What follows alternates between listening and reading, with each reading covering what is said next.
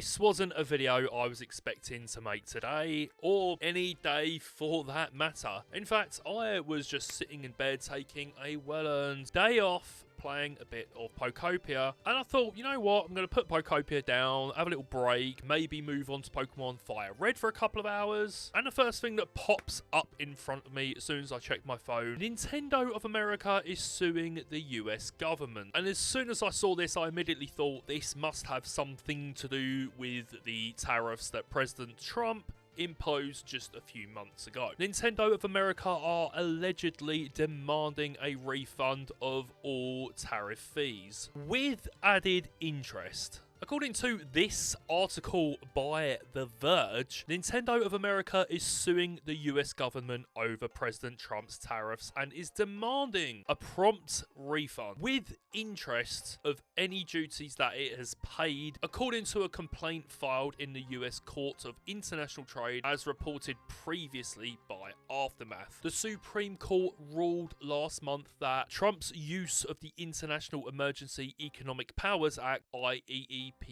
to levy the reciprocal tariffs was illegal without specifying how refunds might work. Now, of course, these tariffs were famously introduced on the same day the Nintendo Switch 2 launched, which brings me to the next part of the article. Nintendo announced launch details of the Switch 2, including a planned pre-order date of April 9. On the same day, Trump announced plans to implement broad tariffs on imports from many countries last year. This pushed back Switch 2 pre-orders in the US to assess the potential impact of tariffs before eventually launching as planned, but with hiked prices for several accessories. Now, you might remember that when the Switch 2 launched, there was set prices for things like Amiibo, and they then increased drastically in price. The US government can be known to be quite reactive, for lack of a better term. So just how sensible is it for Nintendo to sue one of the most powerful organisations in the world? I don't know. Let me know in the comments below, and I'm